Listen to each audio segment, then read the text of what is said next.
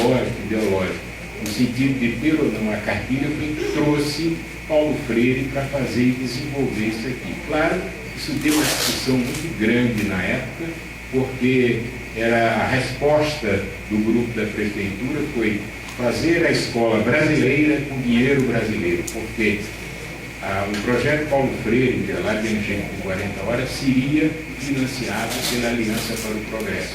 E o nosso esquerdismo da época não permitia isso, foi uma discussão muito grande. Quanto à figura de Djalma, eu concordo com o que foi falado até aqui.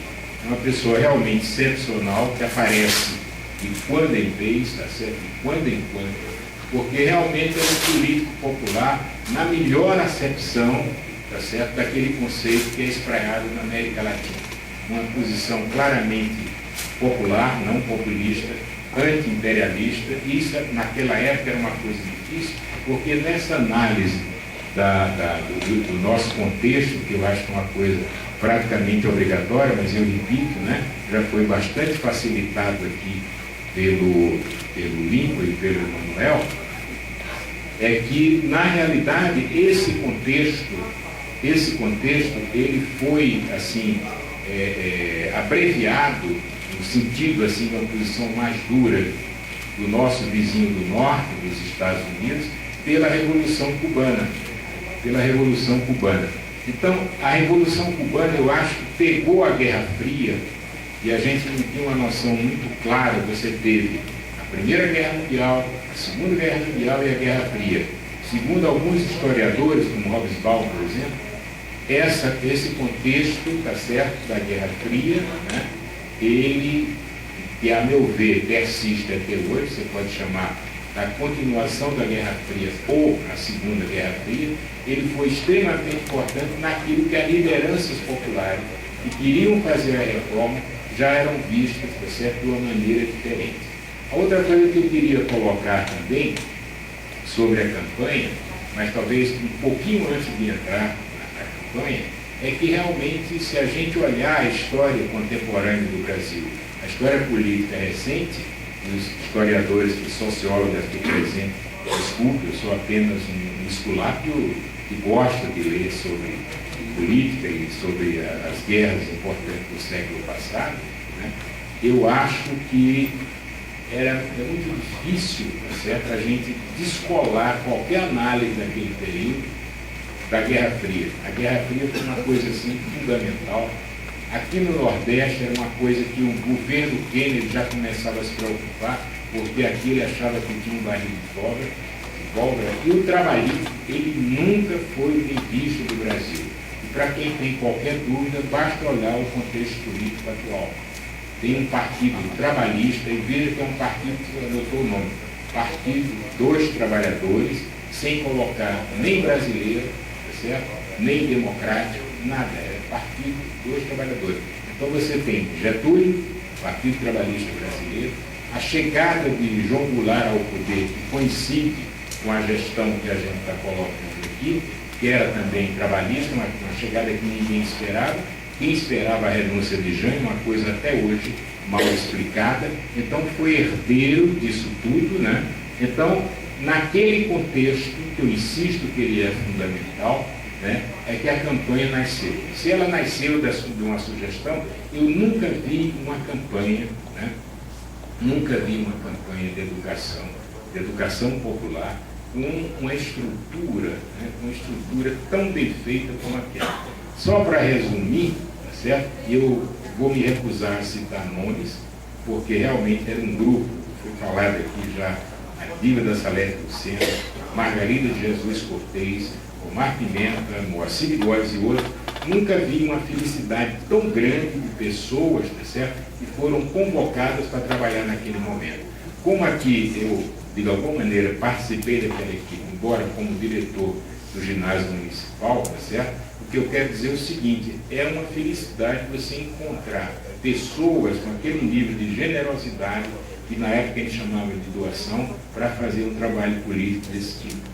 Então, eu acho que pé no chão, e depois ela evoluiu para de pé no chão também se aprende uma profissão, depois ainda para as praças de cultura, para o círculo de cultura, para as bibliotecas populares, né?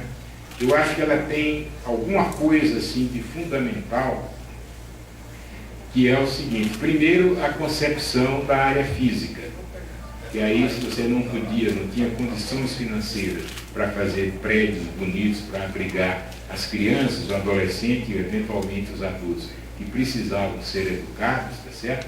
Se fez a coisa que era possível fazer com os recursos da época.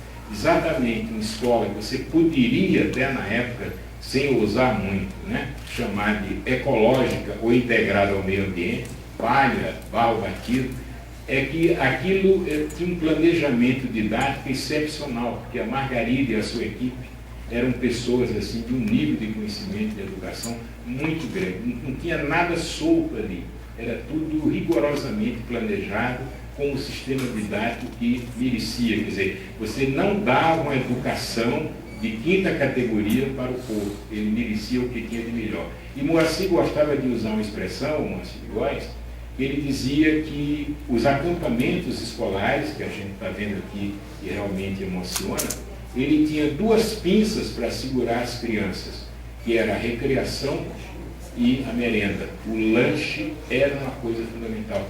Veja como isso deixou algum legado. Se a gente olhar a gestão de Brizola e outras gestões, e a tentativa inicial no governo Fernando Collor, que era um governo que inaugurou aqui no Brasil o neoliberalismo, tem que admitir isso, né? Ele já fazia a educação em tempo integral, com recreação, exercício, com outro nome, também com a refeição. Quer dizer, você tratava aquelas crianças pobres como se fossem pessoas de classe média. Isso é muito importante.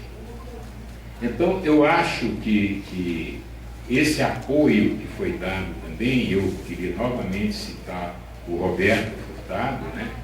O apoio logístico que essas pessoas tinham de dar sustentabilidade à prefeitura e às coisas da campanha foram fundamentais. Eu soube que o Ribamar esteve aqui, ele está vivo, e essas coisas que Djalma tinha de agregar, essa capacidade de agregar pessoas.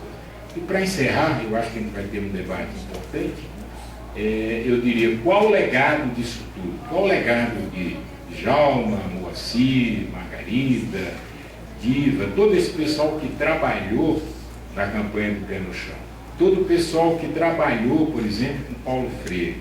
Qual o legado de Paulo Freire? Quer dizer, qual o legado das escolas radiofônicas? Trazer a educação para o seu devido lugar. Nenhum país pode se desenvolver com essa quantidade de analfabetos que a gente tinha.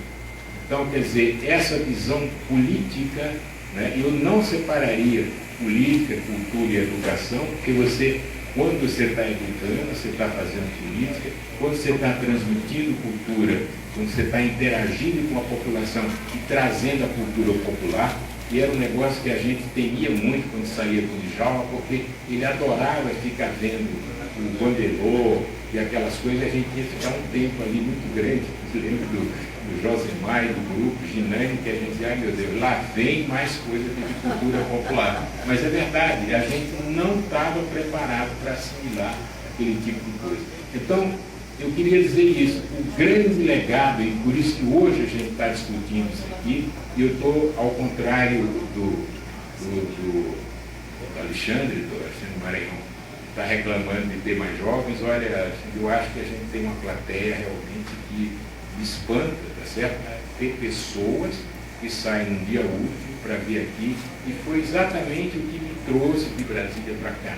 Eu ainda sou médico de clientela e de consultório, e digo a vocês, eu interrompi tudo para atender o convite do nosso querido Alberto Monte, exatamente por conta dessa mística, né, política, humana e pessoal, de pessoas, dessas figuras como Djalma, que tinha essa capacidade de agregação. Nós tivemos presos juntos, tivemos um incidente curiosíssimo, né? Eu vou encerrar com isso, eu, Djalma, José Arruda, nós dois estudantes de medicina, dois garotos, muito metidos, mas garotos, e uma figura importante também da advocacia do Rio Grande do Norte, e a gente estava lá numa mesma sala, presos, Djalma numa rede, a gente comia de colher, não tinha lógico, não tinha direito a faca e garfo. E Djalma, com aquele jeito dele, né, ele disse, então vamos combinar o seguinte, tantas horas a gente acorda, que é a hora do quartel, depois a gente faz ginástica, depois tem aquilo. E essa figura do advogado disse, alto lá, você era prefeito lá fora, mas aqui nós somos todos iguais. Eu digo, esse negócio não vai dar certo. E não estava dando, estava quente o ambiente. Aí eu disse, não, fulano, você tem que considerar o seguinte, as quedas aqui são diferentes, tem uma hierarquia dessas quedas. Ó, de onde eu tirei isso, não tenho a menor ideia. E disse, então a queda de Djalma é uma queda maior, é o prefeito eleito pelo voto popular, pelo voto direto. Você tem o seu escritório, que é o escritório importantíssimo aqui, e nós somos 2 estudantes só.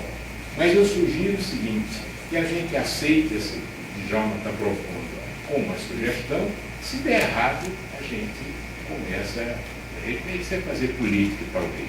Então, com essas lembranças e novamente declarando assim a minha grande emoção, a grande honra de estar aqui, tá certo? A gente está podendo discutir essas coisas. Eu trago assim essas lembranças, tá certo?